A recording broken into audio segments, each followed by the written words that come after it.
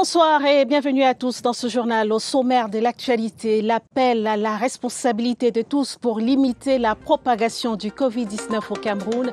Le virus circule et le relâchement observé dans la population inquiète.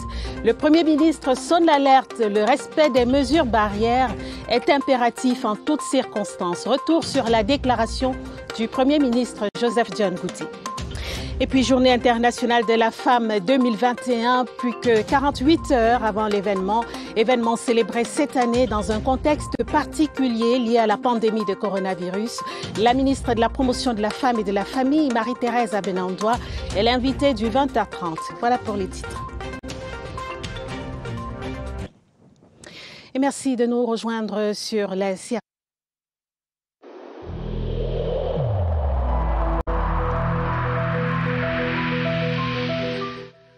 Je vous exhorte de nouveau à porter vos masques, à vous laver régulièrement les mains et à faire appel à un médecin ou à tout autre personnel de santé au cas où des symptômes apparaissent. C'est le seul moyen de préserver les vies et de freiner la propagation du virus.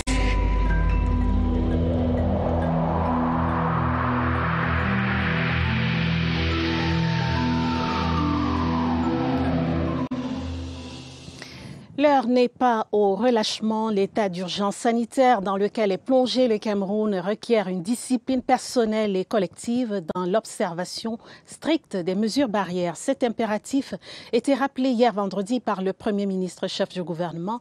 Joseph John Ngouti a appelé à la responsabilité de tous avant de dérouler la stratégie gouvernementale pour barrer la voie au Covid-19 au Cameroun. Laurentine Bekono. 12 mois, jour pour jour, après le premier cas déclaré du Covid-19 dans notre pays, le bilan que dresse le Premier ministre chef du gouvernement, Joseph John Ngouti, sur la stratégie de lutte mise en place, tient en 3 repères essentiels et un faisceau de mesures de prévention, d'assouplissement ou d'accompagnement. Premier repère, le 17 mars 2020, sur les très hautes directives du chef de l'État Paul Biya, des mesures en série sont édictées, 13 au total. Leur application a permis de freiner considérablement le rythme de progression de la pandémie et de sauver des vies. Des centres d'isolement et de prise en charge ont été ouverts et ont fait la preuve de leur efficacité. Deuxième repère, 30 avril 2020, face au bon comportement des populations et au regard de la maîtrise de la pandémie, des mesures d'assouplissement sont rendues publiques à la satisfaction générale. Troisième repère, 1er juin 2020, la reprise des cours en présentiel pour les classes d'examen permet de sauver l'année scolaire et universitaire. Des mesures d'accompagnement sont prises dans la foulée pour soutenir les ménages et les entreprises. Cette série de mesures a permis de poser les jalons de la reprise économique. La vie semblait ainsi avoir pris son cours normal en s'adaptant au cours de la pandémie comme cela se fait avec d'autres maladies lorsque les chiffres ont repris la tendance haussière, d'où la reconduction explicite des mesures barrières qui ont fait la preuve de leur efficacité par le passé. Ces mesures sont d'application immédiate en attendant l'arrivage à brève échéance des vaccins commandés. Au demeurant, chacun se protège individuellement et protège les autres. C'est à cette responsabilité collective et individuelle qu'appelle le chef du gouvernement, au-delà des convictions personnelles, religieuses ou philosophiques que les uns et les autres peuvent avoir sur le coronavirus. Et la lutte contre la pandémie du Covid-19 va donc s'intensifier dans les prochains jours. Dans les administrations publiques, on va devoir s'ajuster à nouveau. Port du masque obligatoire, prise de température ou lavage des mains. Rien ne sera plus comme avant. Certains ministères, vu la recrudescence des cas, n'ont pas attendu le rappel à l'ordre du Premier ministre. Ils ont mis en place un dispositif aux principales entrées pour empêcher la propagation du virus. Joël Igor Abanda. L'accès au service du ministère de la Santé est conditionné par la désinfection du corps ici, à l'entrée principale du bâtiment. Aucun usager n'y a accès sans passer par ce dispositif de décontamination. À l'arrière du bâtiment, un robinet permet de se laver les mains au savon et le gel hydroalcoolique est obligatoire, tant pour le personnel que pour les usagers. Le ministre de la Santé publique a tenu à ce que les usagers comme le personnel puissent être astreints à l'observance de toutes ces mesures pour pouvoir nous prémunir justement de la contamination ou de la propagation du Covid-19. Ici au ministère de l'économie, de la planification et de l'aménagement du territoire, un dispositif de lavage de mains permet aux usagers de nettoyer leurs mains avant d'avoir accès au service. Nul n'y entre sans passer par cet agent de sécurité. Mon travail consiste à faire au maximum d'efforts pour que les gens puissent être en possession de leur masque et du gel et de la température. Mais ce n'est pas toujours le grand amour entre Jacob Maurice et les usagers lorsqu'il s'agit du respect des mesures barrières et du protocole d'accès au Minepat. Il y a certaines personnes qui n'adhèrent pas dès le premier contact. C'est donc plus que jamais une prescription dans tous les services publics ici à Yaoundé. Le respect des mesures barrières est obligatoire pour avoir accès aux services dans l'administration publique camerounaise. Alerte Covid-19 dans le sud, plus de 80 nouveaux cas répertoriés en une semaine dans la région. Et parmi les personnes contaminées, on compte des élèves et des enseignants. Des chiffres communiqués par la cellule de veille sanitaire régionale qui intensifie le testing et la sensibilisation sur l'observance des mesures barrières. Faisons le point avec Christian Blondel, Abia, Aïbolova. Les chiffres rendus publics à la salle des fêtes de Kribi font de l'océan le foyer ardent de la pandémie du Covid-19 dans la région du Sud. La récréation est terminée.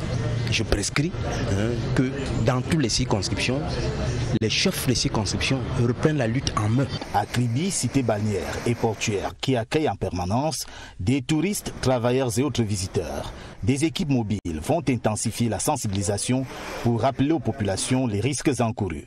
Dans les lieux à forte concentration humaine, tels que les marchés, églises, mosquées, écoles et plages, les autorités devront s'assurer, à travers des descentes inopinées, du respect des mesures barrières en permanence et contraindre les insouciants du péril qui les guette. Les membres du comité départemental de riposte, avec le concours des forces de défense et de sécurité, devront y veiller pour que tout le monde se conforme à ces prescriptions dont la finalité est de casser la courbe ascendante, aujourd'hui de près de 400 cas positifs, et d'éloigner définitivement le spectre du coronavirus. Dans l'actualité également, la journée internationale de la femme, plus que 48 heures avant l'événement. La semaine était marquée par de nombreuses activités organisées par les femmes. L'Alliance internationale des femmes avocates a organisé un séminaire de renforcement des capacités sur le thème « Égalité des droits, de la quête à la conquête et perspective ». Les détails avec Nicole Doudou. Mission de conseil et de défense pour ces femmes qui arpentent en robe noire les couloirs des juridictions. Pour l'édition 2021 de la GIF, elles ont choisi de passer le message de leadership et de perfectionnement à leurs consoeurs. À la manette, l'Alliance internationale des femmes avocates. Nous remarquons que des femmes, elles ont les mêmes difficultés partout, qu'elles soient mariées ou pas. Pour la gestion de leurs dossiers au quotidien, la gestion de leur cabinet, elles ont des mêmes difficultés partout dans le monde. Le marché du droit est une niche d'opportunités pour la profession d'avocat. Il faut trouver la bonne formule pour gagner la compétition. Et nous voulons inciter nos jeunes consoeurs à développer un leadership féminin au sein de la corporation parce qu'il faut le dire, on observe d'ailleurs pour se réjouir de la féminisation au sein du barreau, mais il reste des challenges. Grand moment d'échange ce 8 mars 2021 par visioconférence, l'AIFA tient une rencontre internationale interactive avec les doyennes de la profession. Et comme toujours, la Journée internationale de la femme est dédiée à la lutte pour les droits des femmes et notamment pour la réduction des inégalités hommes-femmes au Cameroun. Malgré les progrès enregistrés pour l'égalité des sexes, la représentation des femmes reste disproportionnée dans les sphères de prise de décision. Martine Wandengue. Elles ont réussi à briser le plafond de verre. Au pouvoir ou dans l'ombre, les femmes font bouger les lignes. Au Cameroun, le leadership féminin imprime ses marques, dévoile ses visages et porte un message. De plus en plus, les femmes sont scolarisées. Je crois qu'on ne peut plus faire le reproche ou alors avoir le prétexte de la faible scolarisation des femmes pour ne pas les responsabiliser. Donc moi, je crois qu'il y a des avancées, même si, il faut dire, dans ce cadre-là, pour les lois, on attend toujours le code de la famille. C'est un code qui est très attendu par les femmes. Au Parlement camerounais, un parfum de dame se fait de plus en plus ressentir. Au Sénat, par exemple, les statistiques pointent 26 femmes sur 100 sénateurs. De moins en moins, les atouts physiques des femmes sont mis en avant. Sur leurs épaules se dressent des têtes bien faites, suffisant pour changer la donne. Il faudrait que les femmes commencent déjà à être des leaders, qu'elles décident par elles-mêmes de briser le silence, qu'elles décident par elles-mêmes de quitter l'arrière-plan, d'aller vers les devants pour pouvoir porter les questions de la promotion de la femme et du genre dans tous les domaines. La volonté y est, encore faut-il donner à la gente féminine les moyens de se faire entendre. Dans la lutte contre la Covid-19, elles sont nombreuses à jouer les premiers rôles sur le front de la sensibilisation et même de la prise en charge. Avec nous sur ce plateau, la ministre de la Promotion de la Femme et de la Famille, Madame Marie-Thérèse Abenaondoa. Bonsoir, bienvenue sur ce plateau. Merci. On a suivi ensemble ce reportage tout à l'heure, 26 femmes sur 100 sénateurs au Cameroun. Est-ce que vous êtes satisfaite de cette représentation féminine? Merci beaucoup, madame. Je voudrais dire que oui, je suis satisfaite si on fait un retour en arrière pour voir comment nous sommes arrivés à avoir ce nombre de femmes. Le Sénat est une institution assez récente, donc on a commencé avec 25, on est à 26 sur 100, ce qui est une bonne chose. Mais si nous allons dans une institution sœur comme la Chambre basse du Parlement, l'Assemblée nationale, qui est en train d'avoir une exposition au niveau du musée national, les chiffres qui nous sont donnés, il y avait d'abord 7 et puis la dernière législative, nous sommes arrivés à 61 femmes, ce qui fait que nous sommes à 33,3%. Ce qui est une avancée au-dessus des 30% de la plateforme de Beijing. Mais l'objectif, le but à long terme, avec le soutien du chef de l'État, c'est qu'on atteigne la parité, parce que cette parité a été le vœu de tous les chefs d'État membres de l'Union africaine qui ont signé une décision pour qu'on vise la parité. Donc, nous souhaitons avoir plus de femmes. Nous avons déjà fait un grand chemin, mais nous pensons que nous pouvons améliorer les données. Il y a des avancées, c'est vrai, mais on remarque quand même le gap entre le nombre de postes de responsabilité occupés par les femmes et ceux occupés par les hommes. Est-ce qu'il y a un problème à promouvoir davantage les femmes au Cameroun? Alors, il y a un problème, c'est-à-dire qu'il faut déjà que les femmes elles-mêmes se valorisent. Mais elles ne peuvent pas se valoriser sans le soutien des femmes, sans le soutien des hommes, parce que c'est un monde où les hommes et les femmes. Mais il faut intégrer, nous devons intégrer l'égalité des chances, c'est-à-dire que tout le monde sache que les hommes et les femmes ont les mêmes chances et leur permettre d'arriver à ce niveau-là pour qu'elles puissent aussi être compétitives. Et cela commence dès l'enfance, au niveau de la maison, au niveau de la répartition des tâches domestiques et aussi au niveau de la sensibilisation pour envoyer aussi bien les garçons que les filles à l'école, parce qu'on ne peut pas avoir des intellectuels si on n'a pas commencé à préparer cette pépinière dès l'enfant. Donc la sensibilisation au sein des familles pour que les tâches domestiques n'incombent pas uniquement aux jeunes filles, pour que les garçons et les filles puissent présenter leurs examens et évoluer de la même manière. Donc, oui, il y a des problèmes, mais je pense que le chef de l'État lui-même le dit assez souvent qu'il aimerait voir plus de femmes ministres, plus de femmes directeurs généraux. Surtout qu'elles sont parfois même aussi qualifiées que les hommes. Exactement. Elles vont dans les mêmes écoles. On prend l'exemple de l'ENAM, où on rencontre des femmes et des hommes, parfois même plus intelligentes que les hommes.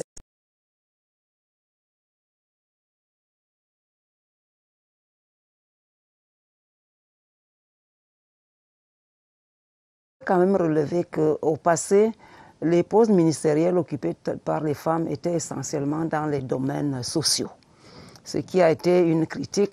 Bon, c'est vrai, on a 11 femmes ministres, mais nous avons quand même des ministères clés qui étaient habituellement tenus par les hommes. Le ministère des Postes et Télécommunications, le ministère du Développement urbain et de l'Habitat, le ministère de la Recherche scientifique et de l'Innovation, le ministre délégué à la présidence chargée du contrôle supérieur de l'État. Et je pense quand même que c'est des ministères clés.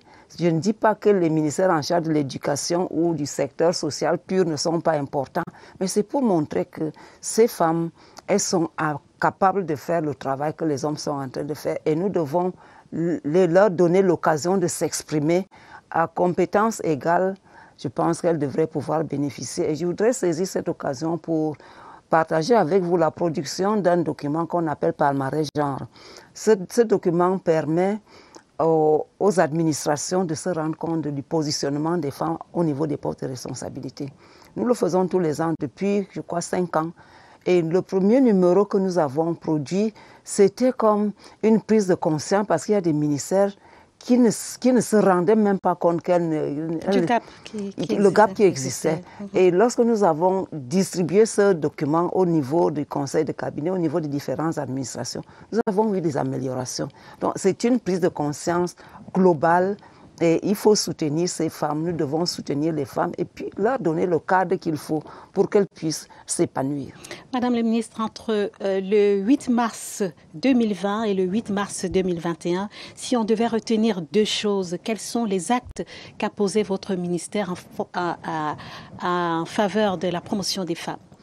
Alors, 2020, c'était la dernière fois que nous avons célébré. C'était d'ailleurs la dernière manifestation, la grande manifestation au niveau de la scène nationale. Et nous avons continué à remplir nos missions, qui sont nos missions régaliennes, c'est-à-dire la production de certains documents. Mais il y avait aussi, il y avait une année électorale aussi. Et nous avons produit des documents pour former la formation politique des femmes. Nous avons édité des documents pour capaciter ces femmes à postuler à des postes électifs avec la formation, la production des documents qui leur permettaient de pouvoir s'exprimer en public, de pouvoir défendre leur programme, entre autres. Nous avons continué à appuyer les couches vulnérables par rapport à des activités génératrices de revenus, par rapport à la formation. Maintenant, cette pandémie est arrivée. Elle est arrivée, il y a eu beaucoup de problèmes et les femmes devant jouer un rôle très important. Dans votre reportage tout à l'heure, on a parlé de la place des femmes au niveau des soins parce qu'elles sont majoritaires pour dispenser les soins en première ligne. Et les femmes ont été touchées par cette pandémie et elles ont bénéficié de la formation, de différentes formations pour ce qui est de la production des masques, la confection des masques en tissu, la production de savon en morceaux et liquides et la fabrication de gel hydroalcoolique. Et elles ont aussi participé à la sensibilisation des communautés, de la prise de conscience déjà de l'existence de cette maladie. Et certaines ont bénéficié de cette formation et puis de matériel pour pouvoir en faire une activité génératrice de revenus. Beaucoup d'actions, Madame le ministre, en faveur donc, de la promotion de femmes pour reconnaître les qualités de la femme au Cameroun. Ce qui rend ce virus Covid-19, vous en parliez, cette célébration particulière. Exactement. Cette célébration est particulière parce qu'il n'y aura pas de défilé. Mais je voudrais rappeler aux femmes de notre pays, parce que c'est une grande fête, que le 8 mars ne devrait pas se limiter au défilé uniquement. Parce qu'il y a une réflexion à faire. Le thème que nous avons cette année est très, très porteur. Parce que nous devons intégrer l'existence de la pandémie au quotidien, parce que nous ne savons pas combien de temps elle va durer. Et la femme doit jouer pleinement son rôle dans la lutte contre cette pandémie, dans la sensibilisation et dans la production des outils barrières, à savoir les masques, le savon, le gel hydroalcoolique. Mais nous ne devons pas oublier que la promotion de la femme, le leadership féminin ne doit pas s'arrêter parce que la pandémie est là. Elles doivent continuer à viser plus haut en dépit de la pandémie et tout le monde doit concourir de manière à pouvoir poursuivre la promotion de la femme, le leadership de la femme en dépit de cette pandémie qui ne doit pas nous amener à arrêter nos efforts. Parce que le chef de l'État lui-même est très convaincu et il en parle sans cesse dans ses discours qu'il aimerait voir plus de femmes DG, plus de femmes ministres et que sais-je encore. Donc, et il a signé, les chefs d'État membres de l'Union africaine ont signé que nous visons la parité. Donc cette parité est encore au futur, mais je pense que nous y allons progressivement et nous allons y arriver, nous sommes persuadés. Nous allons y arriver, Madame le ministre. Un dernier mot encore, les femmes, vous l'avez dit, c'est officiel, ne défileront pas cette année comme à l'accoutumée. Que va-t-il se passer le 8 mars 2021 concrètement? Alors, oui, nous avons commencé par des ateliers de formation, des communications. Je pense que ces activités doivent se poursuivre. Non, elles ne devraient pas s'arrêter le 8 mars.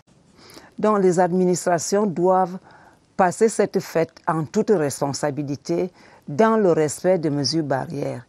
Les grands regroupements ne sont pas autorisés, je pense que cela a été dit clairement, mais les activités qui se tiennent doivent se tenir dans le respect des mesures barrières et chacune a la responsabilité de tout faire pour lutter contre cette pandémie coronavirus.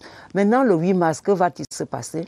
Les administrations vont organiser des activités dans le strict respect des mesures barrières, éviter ce qui nous amène à avoir des grands regroupements, parce que quand la plus haute autorité de l'État a déjà donné, c'est-à-dire qu'on a reconduit les mesures de 2020, nous devons tous nous en tenir à ces mesures-là et prêcher par le bon exemple et surtout continuer à faire le point au sein des différentes administrations. Comment veut-on arriver à un leadership féminin beaucoup plus représentatif?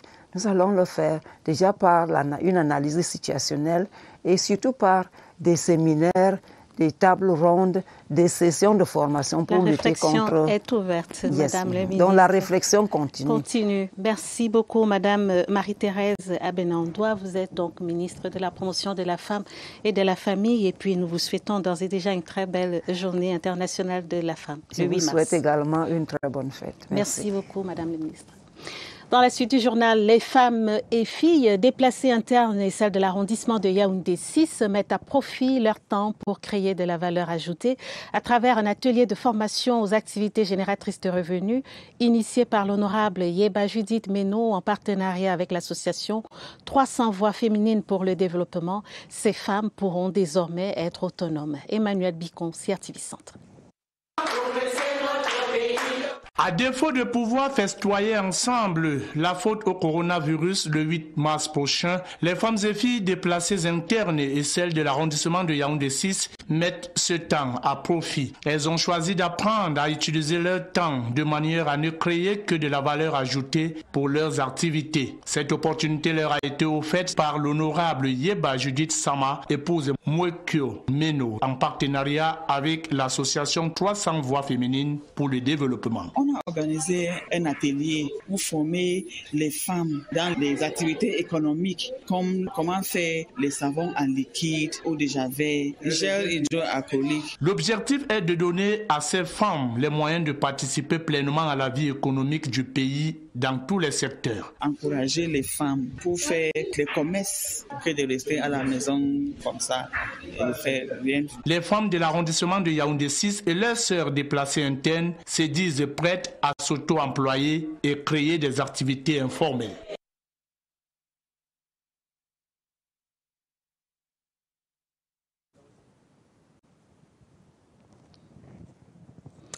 Et tout à fait autre chose. À présent, 5000 réfugiés nigérians basés à Minawao, dans l'extrême nord du Cameroun, s'apprêtent à regagner leur pays. Le chef de la délégation nigériane venue de l'État du Bono a rassuré sur les dispositions sanitaires et logistiques, ainsi que sur les modalités de réinsertion sociale. Le ministre camerounais de l'administration territoriale, Paul Atangandji, est arrivé à Maroua ce samedi pour s'assurer du bon déroulement des opérations de rapatriement. Augustin Guizana.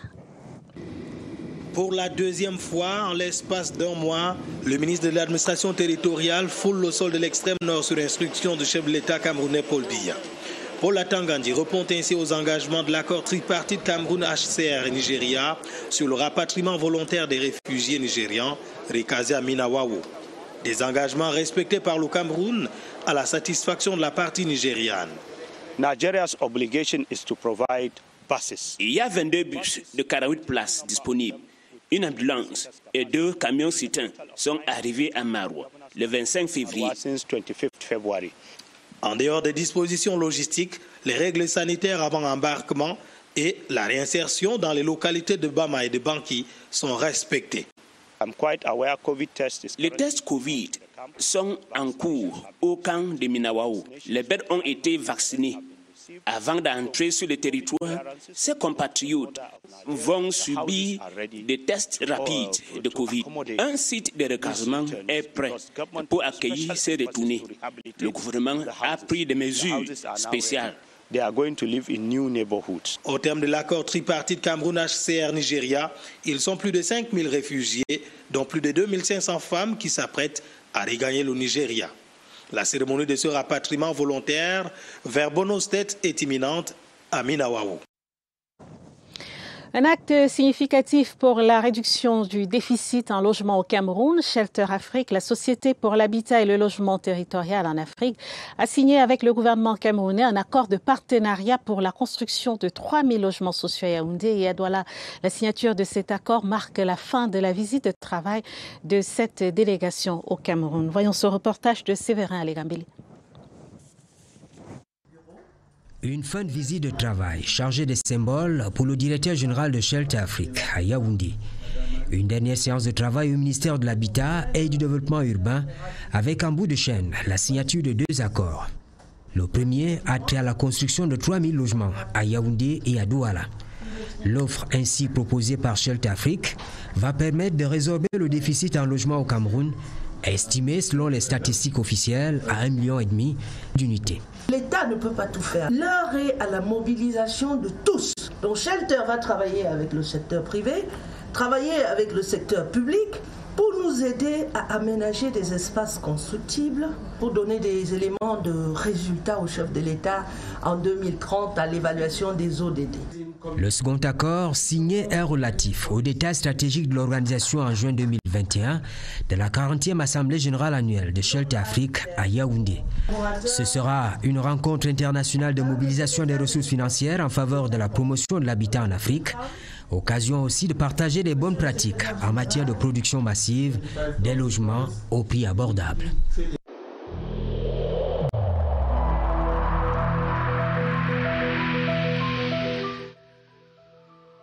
Malgré nos efforts, le Covid-19 a endeuillé de nombreuses familles et provoqué de graves difficultés dans le fonctionnement de notre économie et de notre société.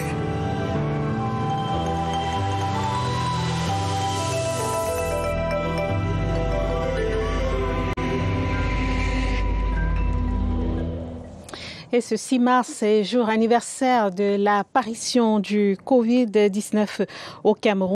12 mois déjà que le premier cas positif de coronavirus a été confirmé. Évocation du début de la pandémie au Cameroun avec Évariste Yenga que nous retrouvons au centre des opérations des urgences de santé publique ici à Yaoundé. Bonsoir Évariste.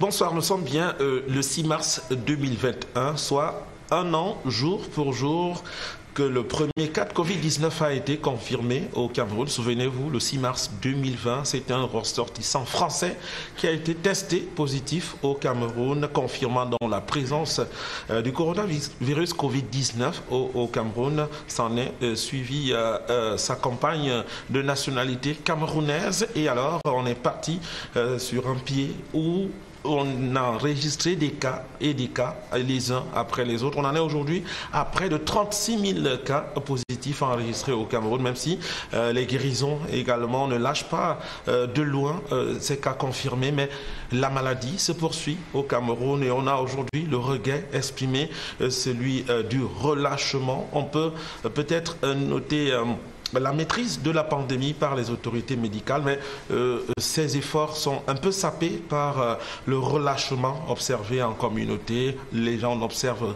véritablement plus les mesures barrières et ce qui laisse donc avancer cette pandémie, ce qui met en mal la stratégie nationale de riposte contre cette maladie venue d'ailleurs. Merci beaucoup, Évariste. Dans la suite du journal, fin de cavale pour un présumé malfrat. Les éléments de la gendarmerie nationale, compagnie de Yaoundé 1er, viennent d'intercepter un présumé bandit qui a dérobé une quarantaine de millions de francs CFA à un individu après avoir attenté à sa vie. Le suspect a été présenté à la brigade de gendarmerie de Loncac en présence de notre reporter Pierre Evembe. Brigade de gendarmerie de Loncac, les fins limiers ont réussi à resserrer les mailles de leur filet autour de Robert, ce Camerounais qui a fui Bangui en SCA pour se réfugier au Cameroun. Ce suspect, infirmier ayant appris sur le tas, aurait injecté du formol à son patient. Un opérateur économique tchadien exerçait à Bangui pour mieux le dépouiller de son argent, soit 40 millions de francs CFA. Il a pris la peau d'escampette, laissant la victime dans un coma profond. Je savais qu'en lui injectant ça, il allait s'endormir. Et comme c'était une opération, on voulait lui voler de l'argent. J'ai beaucoup de remords, ça me fait très mal même en le voyant. Pour quelqu'un avec qui j'ai passé des années ensemble. Satisfaction de la victime, Draman Mahamad, bien vivante, mais affectée physiquement par les produits toxiques et qui salue l'action menée par les gendarmes dans cette opération transfrontalière d'envergure. Par l'entremise et d'Interpol et de la famille, nous avons mis sur pied un dispositif très important de la gendarmerie, notamment le service de traçage d'appel qui nous a donné la position déjà de sa copine. Et à partir d'elle, nous avons pu avec exactitude localiser la position du criminel. Ne l'oubliez pas, la confiance n'exclut pas la méfiance. Ce pétrolier avait remis sans réserve sa vie entre les mains de ce disciple d'Hypocrite. Mention très honorable pour le pasteur Nyamsi Ngomsi Etienne. L'homme de Dieu soutenait hier vendredi sa thèse de doctorat en théologie sur le thème « La pratique de l'enseignement religieux en milieu carcéral, un défi pour l'Église protestante ». C'était à l'amphithéâtre de la faculté de théologie de l'Université protestante d'Afrique centrale. Le reportage de Rosine Manga. Soucieux de la situation des prisonniers, le pasteur Nyamsi Ngomsi Etienne a présenté et soutenu sa thèse de doctorat en théologie sous le thème « La pratique de l'enseignement religieux en milieu carcéral, un défi pour l'Église protestante ». L'homme de Dieu présente le rôle de l'Église dans l'encadrement du prisonnier et de l'allègement de sa souffrance. Je veux capitaliser les remarques des jurys et je veux continuer le travail. Une démarche scientifique et intellectuelle de plusieurs années de dur labeur qui lui a valu la mention très honorable du jury. Nous avons assisté à une soutenance qui valorise l'intervention de la communauté protestante en milieu carcéral. Le pasteur Nyamsi Ngomsi Etienne, à travers son travail, interpelle tous les hommes de Dieu et l'Église à se pencher sur le sort des personnes détenues en milieu carcéral. Culture à présent, voici 2 recueils de nouvelles qui décrivent les scènes de vie des femmes dont les corps sont convoités par les hommes.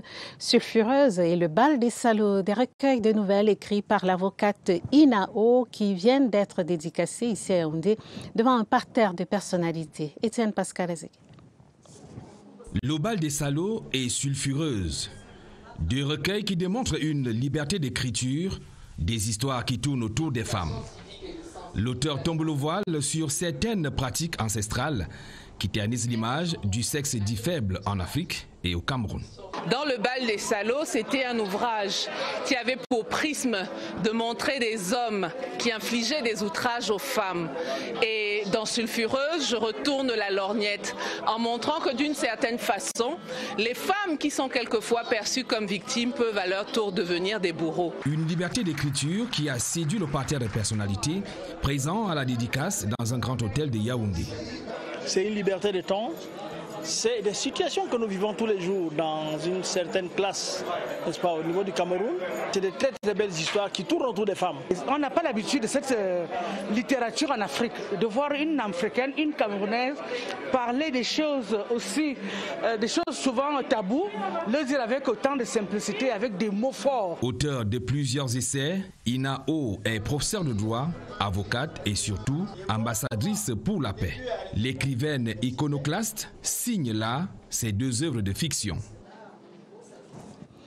En sport, CAN U19, messieurs, au Nigeria, victoire éclatante des Lionceaux devant le Maroc, 3-7-0. C'était ce soir à Abuja. Les nôtres se sont bien ressaisis après une défaite dès l'entame de la compétition devant le pays hôte. Les Camerounais ont été plus disciplinés dans le jeu et conquérants au filet.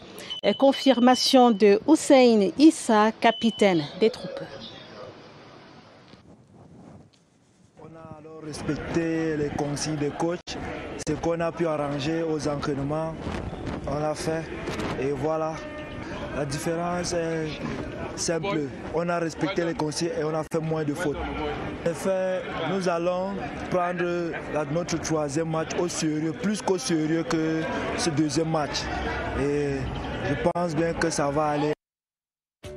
Et puis les Lionceaux effectuent leur troisième sortie ce dimanche face à la Gambie à 18h au Sporting Hall Stadium d'Abuja. La Gambie a été battue par le Nigeria 1-7 contre 3. Et puis sport encore, football féminin cette fois. La saison 2020-2021 s'est ouverte ce samedi à Douala au stade de la réunification. FC Bolova a dominé Caïman de Douala en match inaugural sur le score d'1-0. Demain dimanche, suite de la première journée de Ligue 1 avec au sommet cette rencontre Canon sportif de Yaoundé et Astre de Douala. Ce sera au stade Omnisport, match retransmis en direct sur CRTV Sport. Fin de ce journal, une édition préparée avec la collaboration de Joël Igor Abanda, Rosine Manga et Mariam Mazou.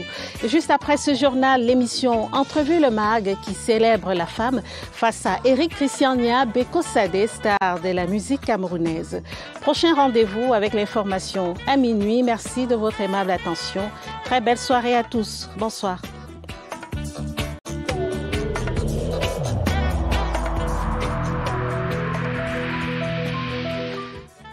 Je vous exhorte de nouveau à porter vos masques, à vous laver régulièrement les mains et à faire appel à un médecin ou à tout autre personnel de santé au cas où des symptômes apparaissent.